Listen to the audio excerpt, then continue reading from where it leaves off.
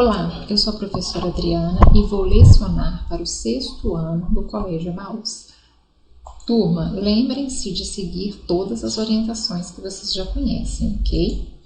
Hoje eu vou dar continuidade sobre substantivo, que é a classe gramatical que nós estamos revisando.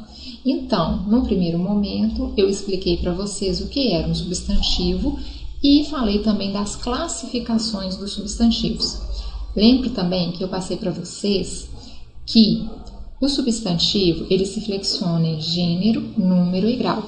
Eu falei basicamente o que era número, gênero e grau. Número, lembra que eu falei com vocês? Plural, singular, gênero masculino e feminino e número, gênero e grau. E grau são aumentativos, diminutivos, superlativos que algumas classes de palavras têm. Hoje eu vou falar apenas da flexão de gênero. Lembro que eu comentei com vocês também que eu iria fazer esse aprofundamento, ou seja, em cada aula, mais para frente, eu iria falar de cada um, do gênero, de número e de grau, ok? Então hoje nós vamos falar do gênero de substantivo. Quais são os gêneros de substantivos? Eu tenho mais de um gênero? Quais são eles? Como que funciona aí o gênero no substantivo? Então vamos ver. Eu tenho substantivos chamados biformes. Eu gostaria que vocês prestassem atenção nessa palavra, biformes. O que isso significa? Toda palavra que eu tenho esse bi aqui antes, ó, bi, tá vendo? Ó, formes. Eu tenho, significa o quê? Duas coisas. Seja ela qual for. Bi, duas. Tá vendo? Ó, bi, duas. Uni, uma. Ok? Não sei se vocês já aprenderam em ciências unicelular, uma célula apenas. Não sei se vocês já aprenderam, se já chegou nessa etapa aí de vocês ou se já passou. Mas quando vocês aprendem lá pluricelulares, é o quê? Muitas células, né? Muitas. Ó, muito. Então, tudo que começa com pluri significa o quê? Que é um prefixo que significa muito.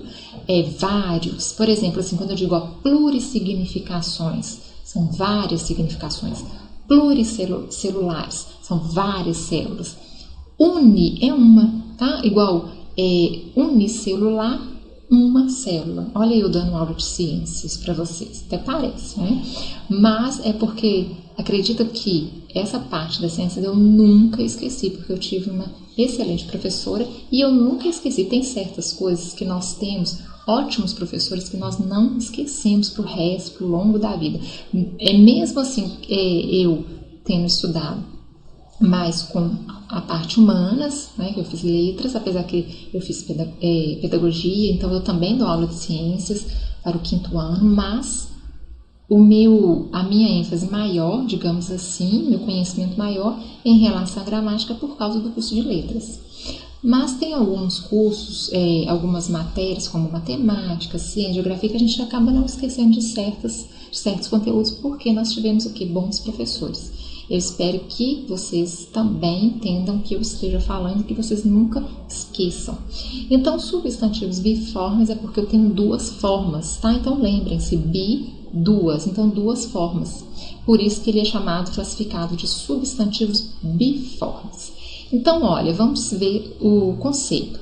São assim denominados em decorrência de apresentarem duas formas, que eu já havia falado, né? Uma para o masculino e outra para o feminino, as quais apresentam minuciosidades dignas de nota, para tanto analisemos. Então, vamos analisar. Grande parte dos substantivos terminados em O tem seu feminino formado apenas pela substituição do O pela letra A. Óbvio, né? Então, no masculino eu falo gato, no feminino gata. No masculino eu falo menino, no feminino menina. Então, a substituição é do O pelo A. A mesma coisa aqui, ó, do O pelo A. Eu poderia falar garoto e garota. Também seria uma substituição do O pelo A, ok? Então, eu tenho essa primeira forma. Há também aqueles terminados em consoante, cuja mudança para o feminino se dá somente pelo acréscimo da letra A. Como assim? Então vamos ver. Eu tenho para o masculino juiz e para o feminino juíza. Eu tenho para o masculino camponês e para o feminino camponesa. Eu tenho para o masculino professor, Renan de Ciências, E tenho para o feminino professora, Adriana, língua portuguesa, tá vendo? Então, neste caso, o que acontece? Para o consoante, cuja mudança para o feminino se dá somente pelo acréscimo do A. Então, aqui ó, não tem juízo como significado de juiz, tá? Juízo, existe essa palavra, mas aí é outro significado. Eu quero dizer para vocês que aqui eu não tenho juízo, juíza, não, eu tenho juiz e juíza. Eu não tenho camponeso e camponesa, não, eu tenho camponesa e camponesa, tá? Professor, professora, tá bom? Professoro não existe, existe professor e professora, por isso que ele fala consoante, porque é terminado os masculinos na consoante, aqui ó, Z, S, R, e não na vogal como anteriormente, que é O e O, ok? Aqueles terminados em ão têm seu feminino formado pela troca de tal terminação por an ou oa. Vamos ver alguns exemplos?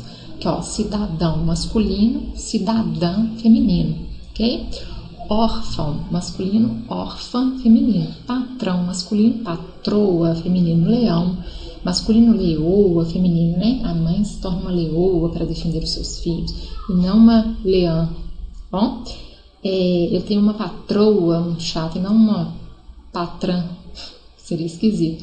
Então aqui, ó, cidadão, cidadã, ok? Então a terminação ao aqui com o tio foi mudada pelo an, e aqui no caso pelo oa. Então eu tenho essas duas formas aqui.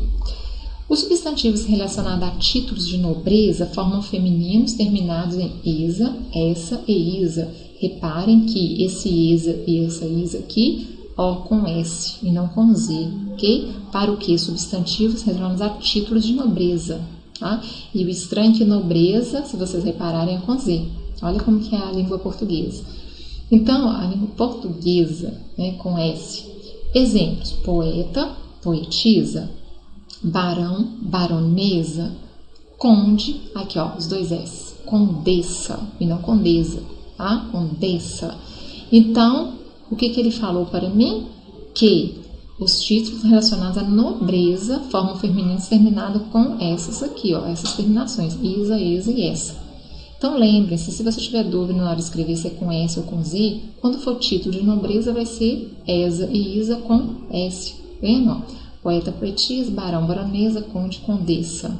Ó, com destaque, enfatizamos o fato de que há certos substantivos biformes que apresentam radicais diferentes para ambas as formas. Então, vamos ver o que é isso. Primeiro, o que é radical? É o início da minha palavra. Todo o início da minha palavra eu digo que é um radical, tá vendo? E quando ele fala assim que apresenta radicais diferentes, é porque muda meu radical.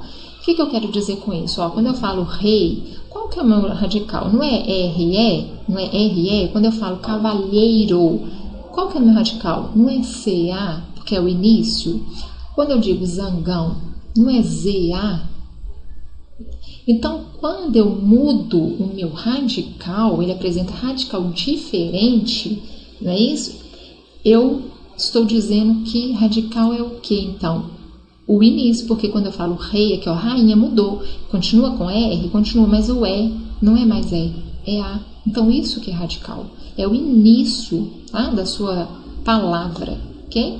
Então, rei, rainha, cavalheiro, aí muda totalmente, ó, dama, zangão muda totalmente, abelha, tá bom?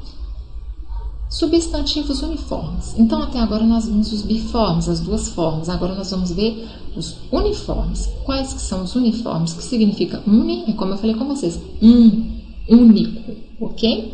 Então, os uniformes são aqueles que não se alteram, isto é, apresentam uma única forma, tanto para o masculino quanto para o feminino. É como eu falei, único, tá? Representados por, então eu tenho a representação de substantivos uniformes. Primeiro, os epicenos. Quais são os epicenos? O que significa?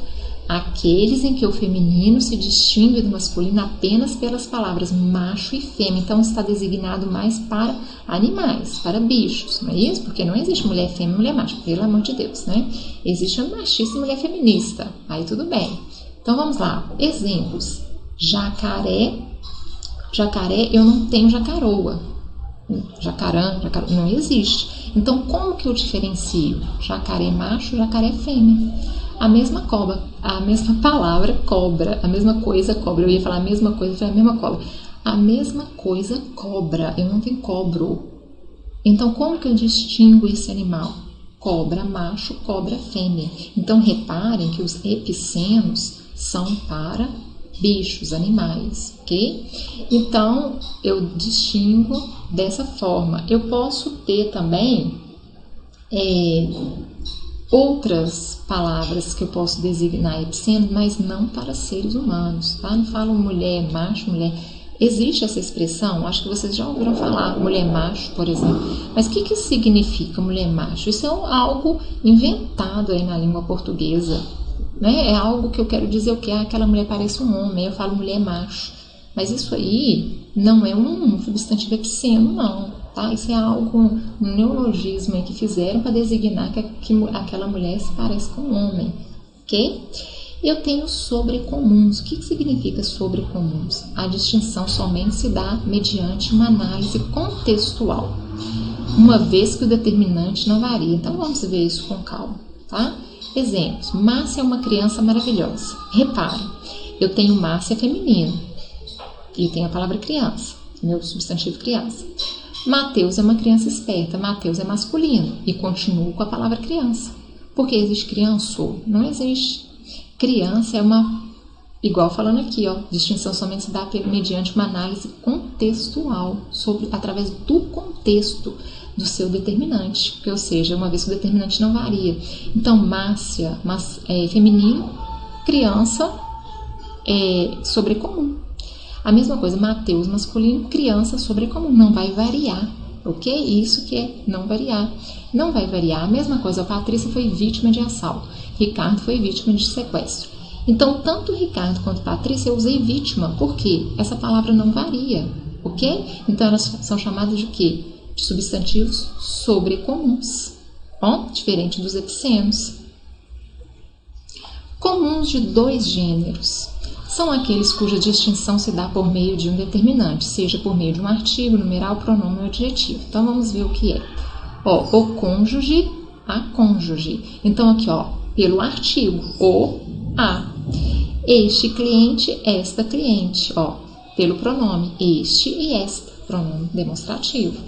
Um artista, uma artista. Pode ser aqui tanto numeral quanto um artigo indefinido, não é verdade? Depende do meu contexto. Então, os meus substantivos cônjuge, cliente e artista, eu chamo de comum de dois gêneros. Por quê? Para eu definir feminino ou masculino, eu tenho que usar antes ou um artigo, ou um pronome, ou um numeral, ou também um artigo, ou também, às vezes, um adjetivo, ok? Por isso que eles são classificados como comuns de dois gêneros, porque eu tenho os dois aqui, ó, o cônjuge, a cônjuge. Dois gêneros definidos por quê? Qual palavra aqui? Pelo artigo. Este, esta, cliente. Então, cliente é o substantivo designado comum de dois gêneros porque está sendo o quê? Definido pelo pronome este e esta. E aqui um artista, uma artista, a mesma coisa, está sendo definido ou por um numeral ou por um artigo, depende do meu contexto, tá? Um e uma, artigo indefinido, ok? Então, eu vou deixar aí para vocês um exercício, mas eu gostaria que vocês prestassem atenção. É lá no livro de gramática, só que as páginas são 150, 151, 152. Vocês vão ler o texto e fazer a questão da página 153, tá? Então, vocês vão fazer 150, 151, 152 e na página 153, ler o texto e fazer a questão dessa página, somente a questão dessa página. A número 6, iremos fazer juntos na próxima videoaula. Por quê? Porque eu quero fazer junto com vocês. A número 6 é um pouquinho mais complicado, então eu gostaria de fazer explicando a vocês. Ok? Então, a número 6 iremos fazer juntos na próxima videoaula. Então, na próxima videoaula, fiquem atentos que eu vou corrigir e vou fazer essa atividade com vocês. Então, vocês já deixem o caderno preparado, colocando lá número 6, letra A, e nós iremos fazer juntos, ok? Não se esqueçam disso. E as outras páginas vocês podem fazer, tá? Bom, turma, lembrem-se sempre no caminho certo.